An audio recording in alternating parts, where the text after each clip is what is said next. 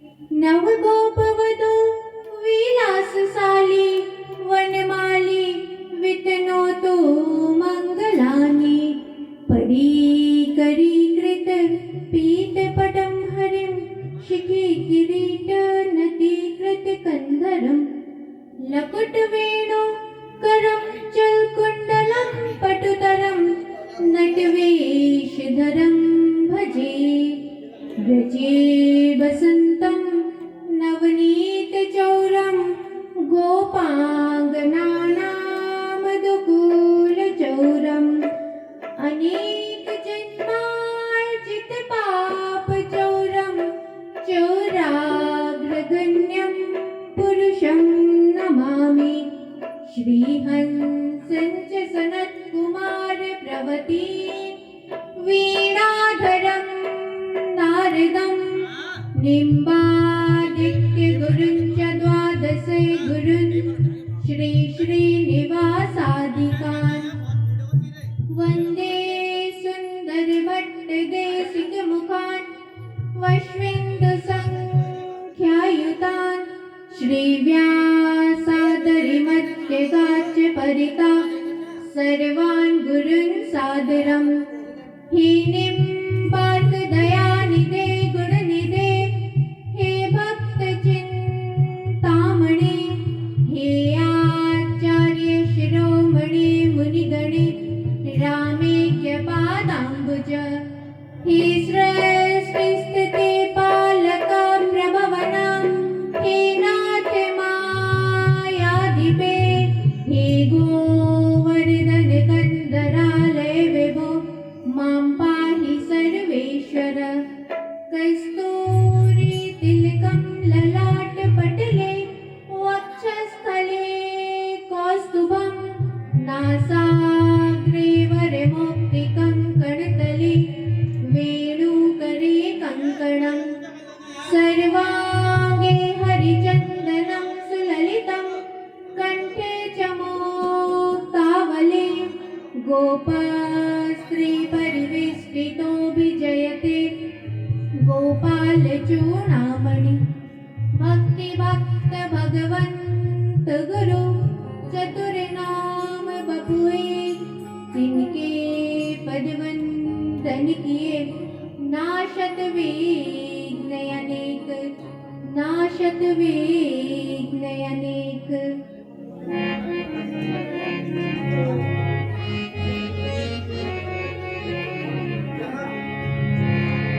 राधे राधे राधे गोविंद राधे राधे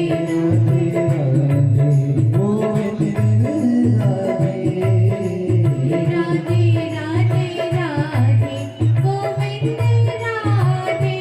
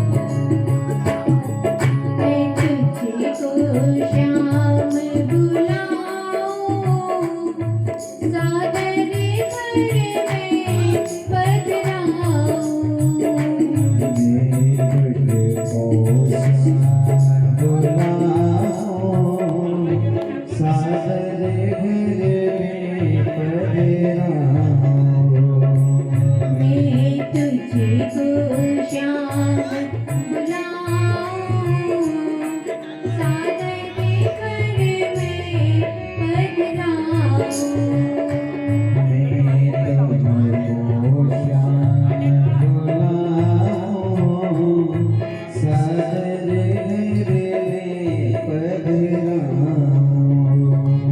नैनों से स्वागत गाऊं नैनों से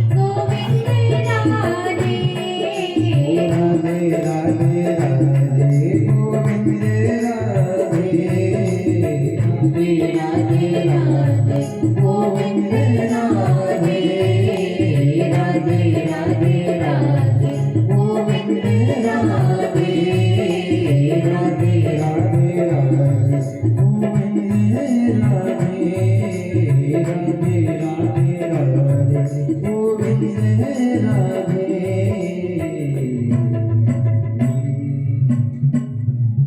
बोलिए भक्तवत्सल भगवान की जय। राधा सर्वेश्वर भगवान की जय। गिरिराज महाराज की जय। त्रिवेणी संगम की जय। भागवत भगवान की जय। पूज्य सद्गुरुदेव भगवान की जय।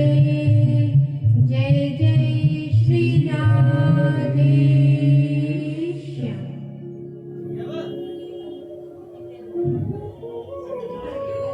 कल हम लोग कथा में श्रवण कर रहे थे भगवान के सोनकादि ऋषियों ने सूत जी से पूछा था कि भगवान के कितने अवतार हुए।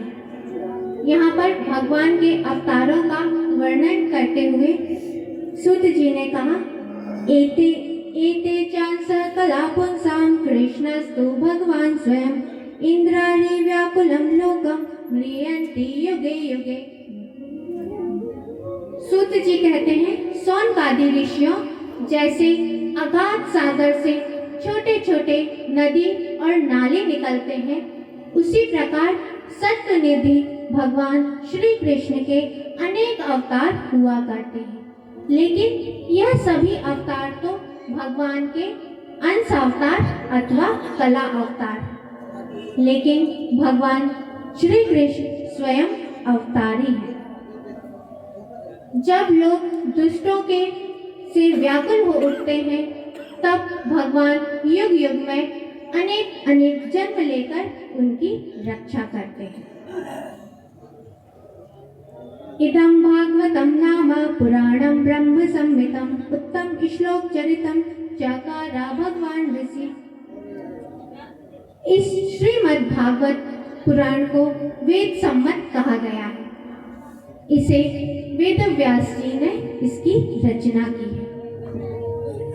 सोनकादि ऋषियों ने पूछा कि वेद व्यास जी ने किसकी प्रेरणा से भागवत की रचना की और अपने निर्वृत्ति परायण पुत्र शुकदेव को किस प्रकार भागवत का अध्ययन कराया और शुकदेव जी ने राजा परीक्षित को किस प्रकार कथा का श्रवण करवाया, यह जरा विस्तार पूर्वक बतलाइए।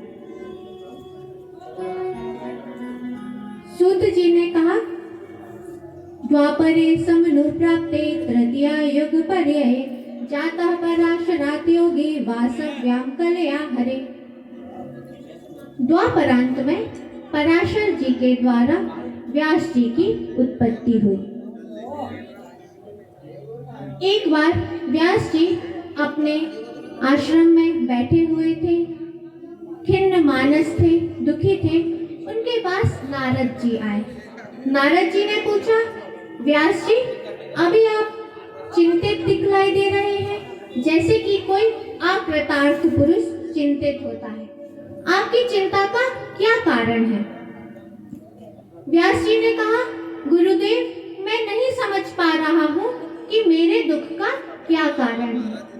नारद जी ने कहा देखिए व्यास जी, आपने अपनी लेखनी के द्वारा जैसा धर्म अर्थ काम मोक्ष का वर्णन किया है, वैसा आपने प्रभु की पावन लीलाओं का कथाओं का वर्णन नहीं किया है। यही आपके जीवन में कमी है। और नारद जी ने कहा देखिए व्यास जी, आपकी दृष्टि अमोघ है, आप त्रिकालज्ञ हैं। आप समाधि में स्थित होकर आपको जो जो दिखलाई पड़े वह अपनी लेखनी से लिखिए। और नारद जी ने अपने पूर्व जन्म का व्रत भी बतलाया।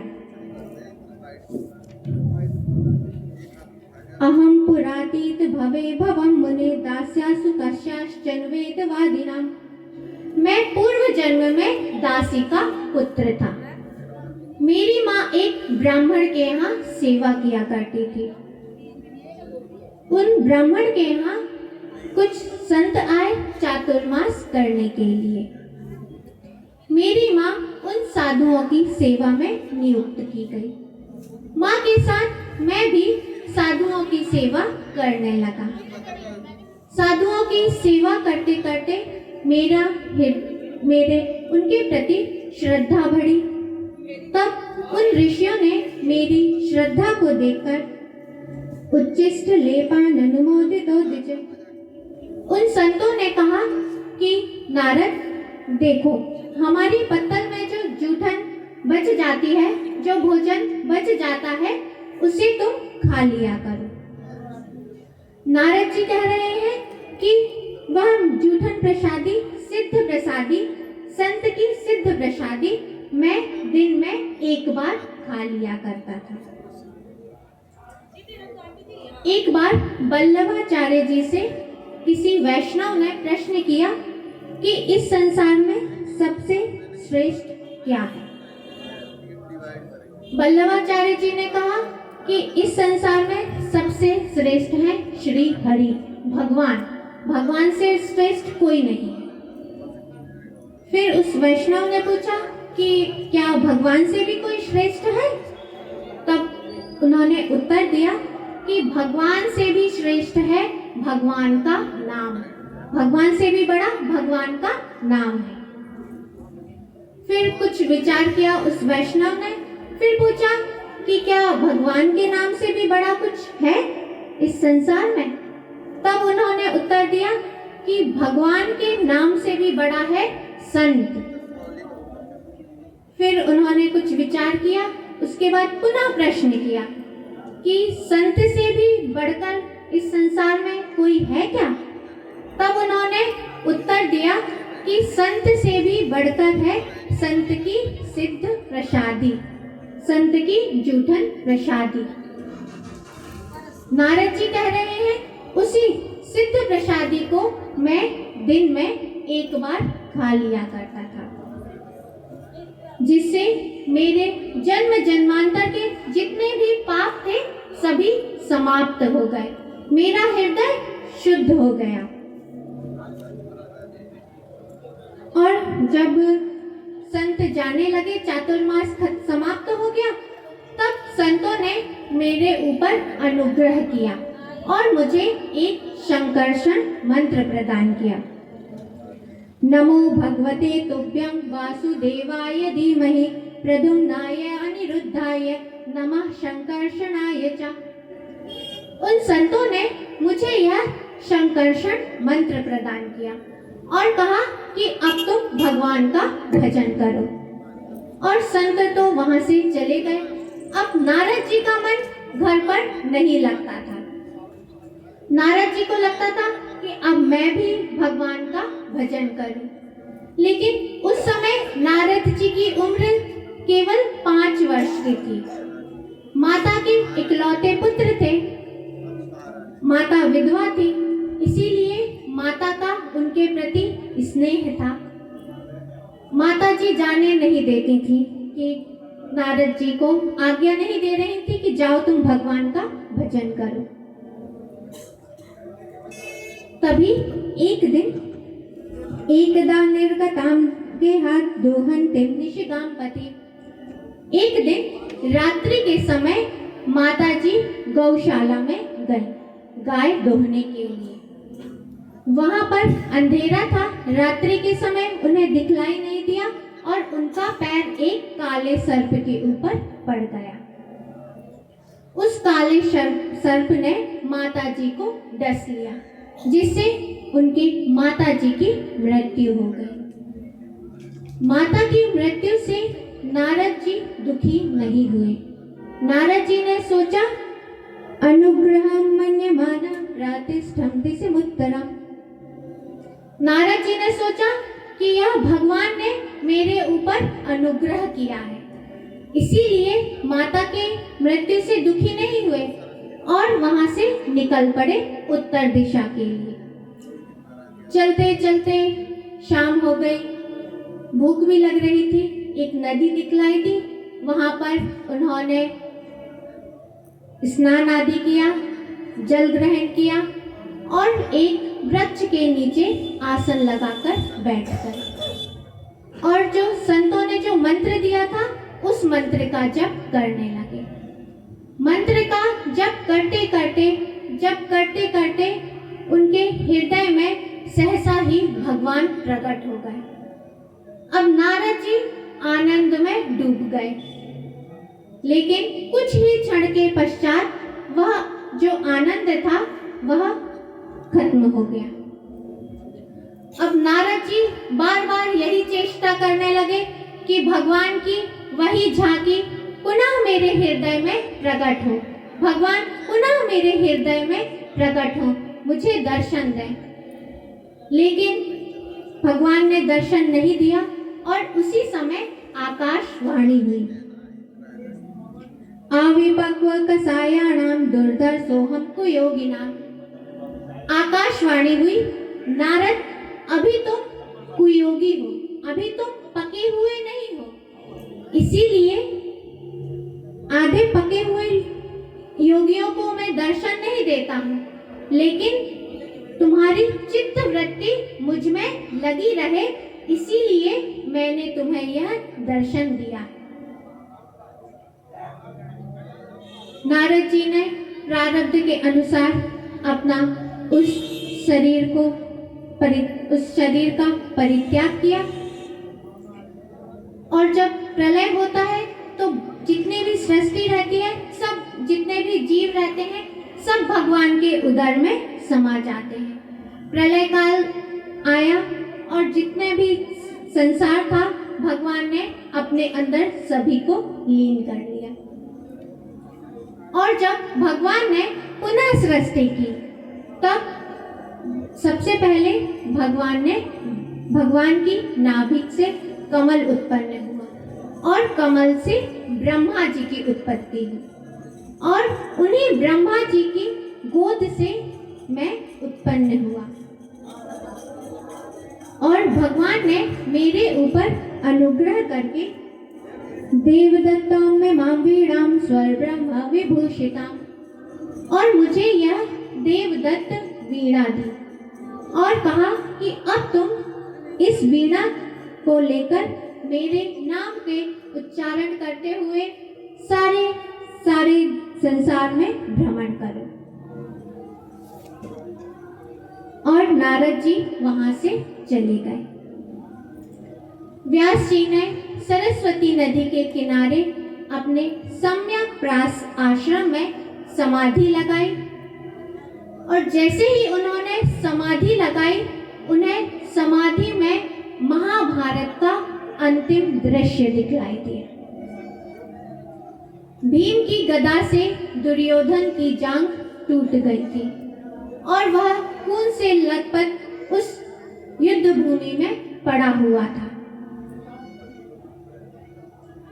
अश्वत्थामा ने देखा कि दुर्योधन की ऐसी दुर्दशा हो रही है, जिसके पीछे जिसके 100 भाई थे, जिनके आगे पीछे सभी लोग चलते थे, आज उनकी यह दुर्दशा हो गई है। अश्वत्थामा ने उनसे पूछा कि मैं कुछ आपके लिए कुछ कर सकता हूँ।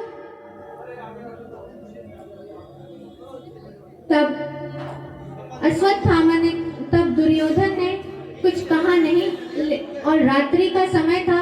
अश्वत्थामा एक वृक्ष के नीचे विश्राम कर रहा था। उस वृक्ष के ऊपर एक कौवे का घोंसला था। रात्रि के समय उल्लू को दिखलाई देता है।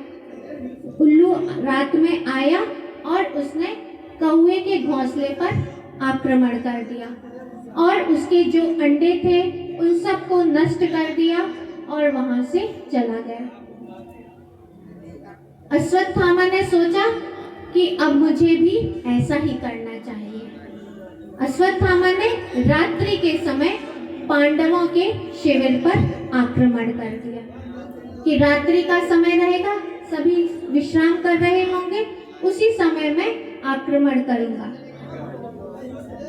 भगवान श्री कृष्ण को यह पहले से ही ज्ञात था, इसीलिए कुछ अनिष्ट ना हो, इसीलिए भगवान श्री कृष्ण ने पांचों पांडवों को उनके शिविर से लेकर कहीं अन्यत्र चले गए थे और पांचों पांडवों के शिविर में उनके पांचों पुत्र, द्रौपदी के 5 पुत्र थे ना, वही पांचों पुत्र सो रहे थे।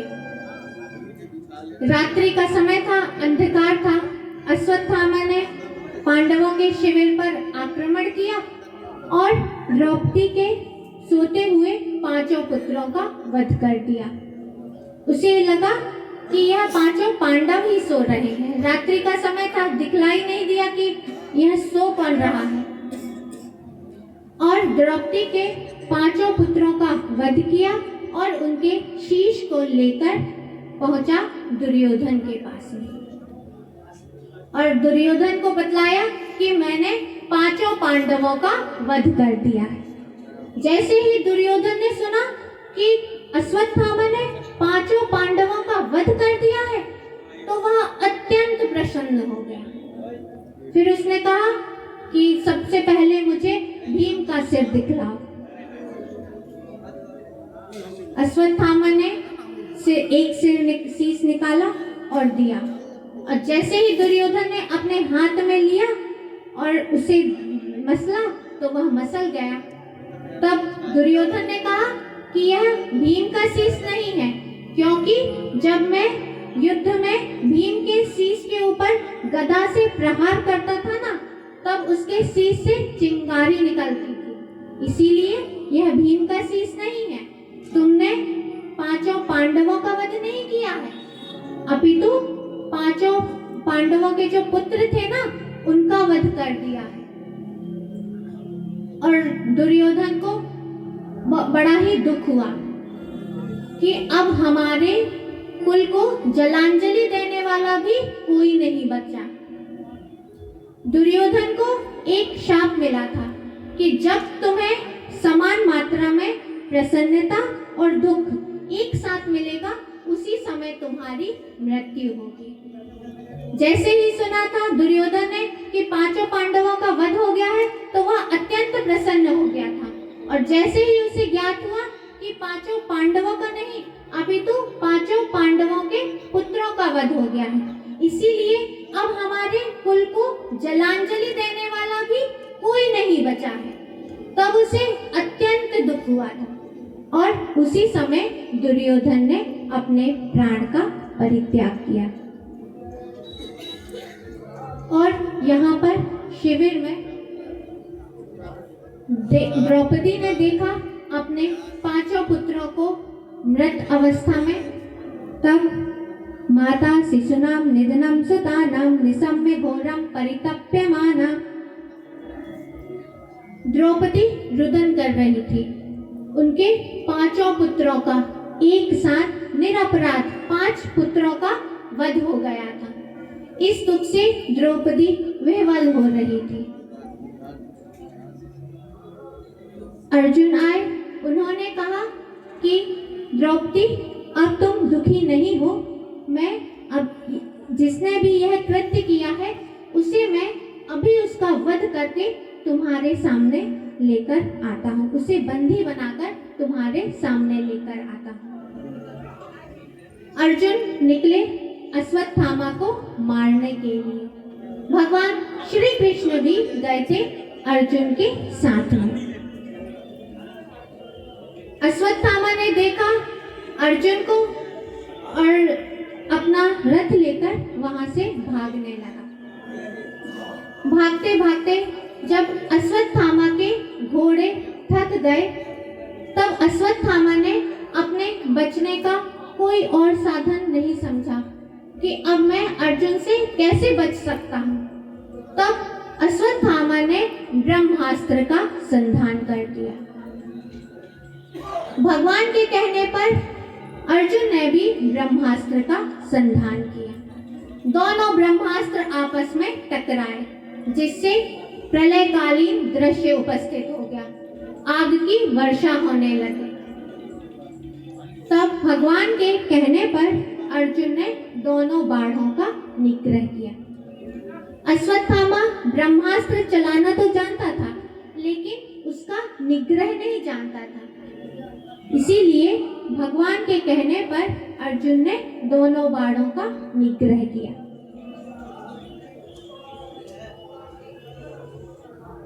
और फिर उसके पश्चात अश्वत्थामा को बंदी बनाकर लेकर आए और द्रौपदी के सामने प्रस्तुत कर दिया। द्रौपदी जी ने देखा अब गुरुपुत्र को बंधे हुए, तब अर्जुन से कहा, द्रौपदी ने मुंचिता मुच्चिता में सा ब्राह्मणो नितराम गुरु, कि यह इसे छोड़ दीजिए, यह गुरुपुत्र है, यह किसी भी अवस्था में वध के योग्य नहीं है। देखिए द्रौपदी को, उनके 5 पुत्रों का वध किया था अश्वत्थामा ने, लेकिन उन्होंने अपना दुख छोड़ के और कह रही हैं कि यह गुरुपुत्र है, इन्हें छोड़ दीजिए, क्योंकि जो इनकी माता है ना कृपी, वो उनको भी अब पुत्र गए मृत्यु का शोक होगा। जो शोक मुझे हो रहा है ना, वही शोक उन्हें भी होगा। इसीलिए मुझे पता है कि माता का दुख क्या होता है, और द्रोणाचार्य का वध पहले ही हो चुका है, अब वह कैसे जीवित रहेंगे। इसीलिए आप इस गुरुपुत्र को छोड़ दीजिए। भीम ने कहा, अर्जुन यदि तुमने इस अश्वत्थामा को छोड़ दिया तो मैं इसका वध करूंगा। फिर अर्जुन ने सोचा अब क्या करना चाहिए। द्रौपदी कह रही है कि छोड़ दीजिए, और भीम कह रहे हैं कि इसका वध कर दीजिए। तब अर्जुन ने भगवान श्री कृष्ण से पूछा कि भगवान अब आप ही बतलाइए कि क्या करना चाहिए। तब भगवान ने स्पष्ट शब्दों में नहीं बतलाया कि क्या करना चाहिए। भगवान ने कहा, ब्रह्म बंधुर्न मंतव्य आतताई बधारणा। भगवान ने कहा कि ब्राह्मण का वध नहीं करना चाहिए और आतताई को छोड़ना भी नहीं चाहिए। यह ब्राह्मण भी है और आतताई भी है। अर्जुन ने सोचा कि अब क्या किया जाए। तब ब्राह्मण का दैहिक वध नहीं करना चाहिए।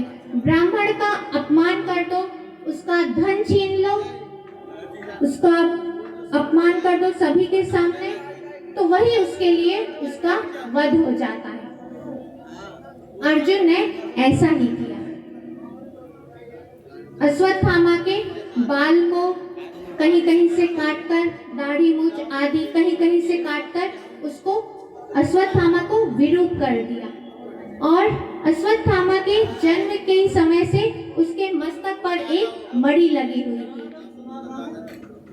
अर्जुन ने अपनी तलवार की नोक से उसके मस्तक पर जो मणि लगी हुई थी उसे निकाल लिया